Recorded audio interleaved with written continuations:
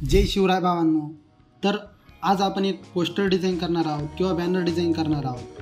तर त्यासाठी सर्वप्रथम कंट्रोल N करून आपण 1080 विड्थ घेऊन आणि 1920 हाईट घेऊन आपण एक डॅशबोर्ड तयार करून घेणार आहोत. त्यानंतर त्यावरती आपण एक कलर ओव्हरले देणार आहोत. तर या पद्धतीने आपण काही कलर ओव्हरले दिला आहे. या पद्धतीने आपण कलर ओव्हरले देऊन झाल्यानंतर त्यावरती आपण ब्रशने या पद्धतीने काही ब्रशेस फिरून घेतले आहे आणि त्याची साईज आपण त्याची ऑपेसिटी आपण 50% करून घेतली. त्यानंतर आपण येथे वरती एक शिवसेनेचा लोगो घेतला आहे आणि त्याला बेवर आणि एम्बॉस दिला आहे आणि स्ट्रोक दिला आहे. तर हा स्ट्रोक आणि एम्बॉस कसा द्यायचा, तर आपल्या लेअरला डबल क्लिक करून घ्यायची आहे. त्यानंतर इथे स्ट्रोकचं जे ऑप्शन आहे इथे स्ट्रोकवरती क्लिक करून इथे आपल्याला जो कलर हवा आहे तो कलर घ्यायचा आहे. आपण यासाठी व्हाईट कलर घेतला आहे. त्यानंतर त्याचं इथं स्ट्रोकची साईज किती असेल ती आपण इथे ठरवून घ्यायची आहे. त्यानंतर बेवेल आणि एम्बॉस देण्यासाठी इथे बेवेल आणि एम्बॉसला क्लिक करून घ्यायचं आहे. त्यानंतर तुम्ही इथे या सेटिंगने हा एम्बॉस इफेक्ट तयार करू शकता. तर एम्बॉस इफेक्ट तयार झाल्यानंतर इथे ओके करून घ्यायचं आहे. त्यानंतर आपण एक झेंड्याचा फोटो घेतला होता. या पद्धतीने तो झेंड्याचा फोटो होता, त्याला आपण बेवेल आणि एम्बॉस देऊन या पद्धतीचा इफेक्ट तयार करून घेतला आहे. तर हा इफेक्ट तयार करण्यासाठी लेअरला डबल क्लिक करून एम्बॉस आणि बेवेलला यायचं आहे आणि इथे इनर एम्बॉस आपण हा इफेक्ट घेतला आहे आणि त्यानंतर इथे स्मूथ दिला आहे. त्यानंतर त्याची डेप्थ आपण 532 डेप्थ दिली आहे. येथे डेस्टिनेशन अपला दिली आहे. त्यानंतर साईज आपण 10% घेतली आहे आणि सॉफ्टनेस हा 4% घेतला आहे. तर एवढं झाल्यानंतर ओके करून घ्यायचं आहे. त्यानंतर आपण अशा पद्धतीचे काही पेन टूलने शेप तयार करून घेतला. तर हा शेप कसं तयार करायचा, तर सर्वप्रथम हा इथे जो शेप पेन टूल जो आहे तो पेन टूल सिलेक्ट करून घ्यायचा आहे. त्यानंतर या पद्धतीने तुम्ही शेप तयार करू शकता. या पद्धतीने शेप तयार केल्यानंतर कंट्रोल दाबून इंटर दाबायचा आहे. त्यानंतर सिलेक्शन लेअर तयार होऊन जाईल. त्यानंतर येथे यायचं आहे म्हणजे मागच्या शेजारचं जो क्रिएट न्यू ॲडजस्टमेंट लेअर हा ऑप्शन आहे यावरती क्लिक करून सॉलिड लेअर सिलेक्ट करून आपला जो कलर हवा आहे तो कलर देऊन घ्यायचा आहे. हे झाल्यानंतर त्यावरती आपण शिवकार्य हा टेक्स्ट टाईप करून घेतला आहे. तर हा टेक्स्ट आपण आभासी भास्कर या फॉन्टमध्ये टाईप केला आहे. तर याचा युनिकोड जो कसा काढायचा त्याची लिंक आपण डिस्क्रिप्शनमध्ये दिली आहे. तिथून तुम्ही युनिकोड काढून हा टेक्स्ट टाईप करून घेऊ शकता. तर हा टेक्स्ट टाईप झाल्यानंतर आपण त्याला काही इफेक्ट दिले आहे. तर तो इफेक्ट आपण स्ट्रोक दिला आहे. तर स्ट्रोक देण्यासाठी आपण त्या लेअरला डबल क्लिक करून येथे स्ट्रोकवरती आलो आहे.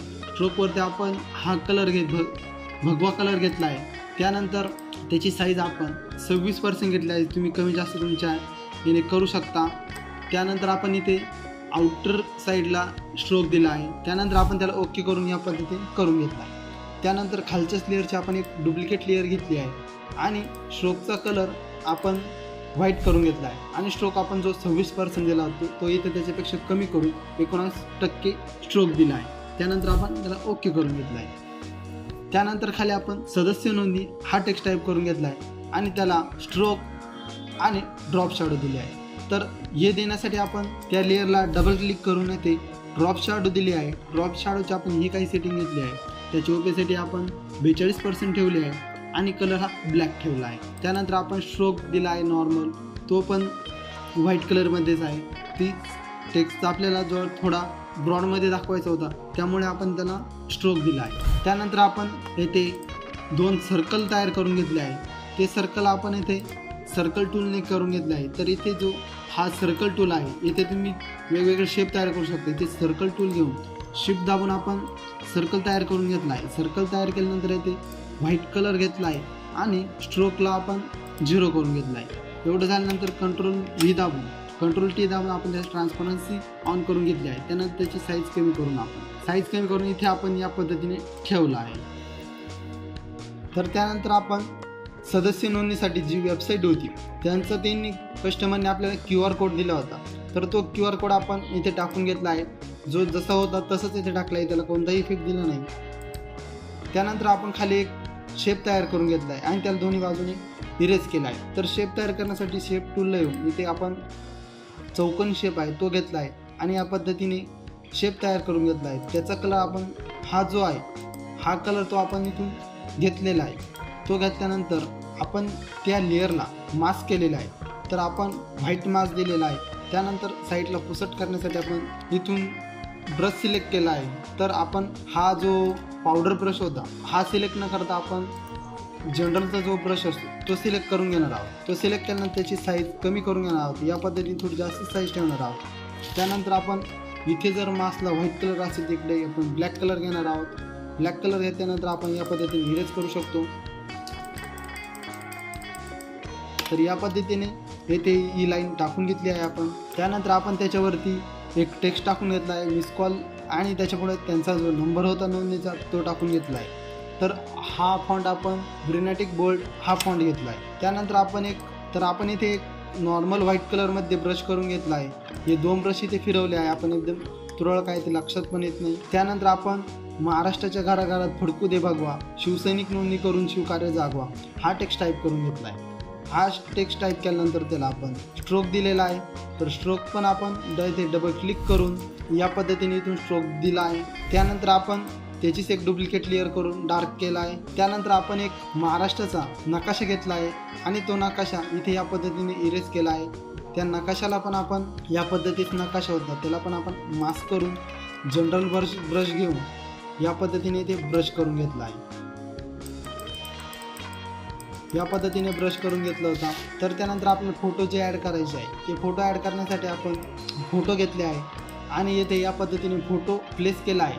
त्यानंतर खालून इरेज करण्यासाठी याला पण आपण इथे मास्क करून घेतला होता. तर हा मास्क आपण डिलीट करतो. या पद्धतीने फोटो होता. तर त्याचे आपण बॅकग्राऊंड रिमूव्ह केले आहे.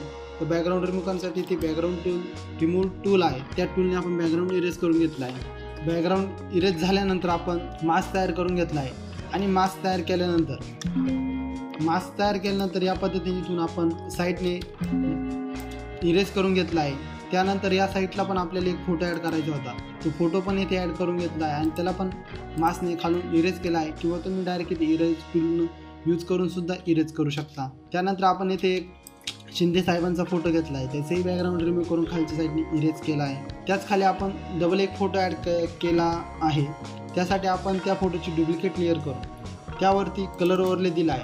तर कलर ओव्हरले जो असा फोटो होता त्याला आपण कलर ओव्हरले करून आपण त्याला व्हाईट कलरमध्ये कन्वर्ट केला आहे. तर हा कलर ओव्हरले देण्यासाठी आपल्याला त्या लेअरला डबल क्लिक करून येथे कलर ओव्हरले हा ऑप्शन आहे, तर तिथे येऊन आपण कलर ओव्हरले देऊ शकतो आणि त्यावरती आपला जो फोटो प्लेस करायचा होता तो फोटो आपण ॲड करून घेतला. त्यानंतर आपण इथे नाव टाकण्यासाठी आपण एक शेप तयार करून घेतला आहे. तर आपण इथे बॉक्स घेऊन आपण तो शेप तयार केला आहे आणि ज्याची इथे कॉर्नर तयार करण्यासाठी आपण तो शेप घेतला आहे. त्या शेपला इथे आपण जे डॉट येतात तर हे डॉट आपण आजच्या साईडला वळून या पद्धतीने तो कोपरा जो आहे तो गोल करून घेतला आहे. तर त्यानंतर आपल्याला त्याच्यावरती नाव टाकायचे आहे. तर त्यासाठी आपण जे नाव होते ते आपण इथे टाईप करून घेतलं आहे. तर हे नाव आपण श्रीलिपी या फॉन्टमध्ये टाईप करून घेतलं आहे. तर हे फॉन्ट जर तुम्हाला हवे असेल तर आपण इंस्टाग्रामला मेसेज करू शकता किंवा कमेंट करू शकता. हे फॉन्टची मी लिंक तुम्हाला देऊन टाकल, तिथून तुम्ही डाउनलोड करून हे फॉन्ट यूज करू शकता. तर हे फॉन्ट यूज करण्यासाठी तुम्हाला युनिकोड तयार करावा लागतो. युनिकोड इथे टाईप टाकल्यानंतर ते टेक्स्ट तयार होता. आपण डायरेक्ट टाईप केले तर ते वेगळेच टेक्स्ट टाईप होता. तर ते युनिकोड पण कसे तयार करायचे त्याची मी लिंक देऊन टाकल. तिथे फक्त तुम्हाला ते लिंक ओपन केल्यानंतर तुम्हाला असा इंटरफेस दिसेल. त्यानंतर तुम्हाला जे नाव टाईप करायचे आहे ते इथे तुम्ही मराठीत टाईप करून घ्यायचे आहे आणि कन्वर्ट टू श्रीलिपी टाईप केल्यानंतर इथे तुम्हाला कोड मिळून जाईल. तो कोड कॉपी करून इथे पेस्ट करायचा आहे. पेस्ट केल्यानंतर तुम्हाला अशा पद्धतीचा जो फॉन्ट मिळून जाईल. तर त्यानंतर आपण खाली त्यांचं जे काही पद आहे ते पद ॲड करून घेतलं आहे आणि दोन्ही नावांच्यामध्ये आपण एक रेष ओढून घेतली आहे. त्यानंतर इथे सुरुवातीला आपण त्यांचा लोगो ॲड करून घेतला आहे आणि त्याला पण आपण स्ट्रोक आणि एम्बॉस हा इफेक्ट दिला आहे. तर एवढं करून आपलं जे पोस्टर होतं त्याची डिझाईन पूर्ण झाली आहे. तुम्हाला ही डिझाईन कशी वाटली हे तुम्ही आपल्या कमेंट बॉक्समध्ये सांगू शकता. तसेच या डिझाईनची PHP फाईल तुम्हाला जर हवी असेल तर कमेंट करा किंवा डिस्क्रिप्शनमध्ये दिलेल्या लिंकवरून तुम्ही डाउनलोडही करू शकता. तर असंच नवनवीन डिझाईन शिकण्यासाठी आपल्या व्हिडिओला लाईक करा आणि चॅनलला सबस्क्राईब करा.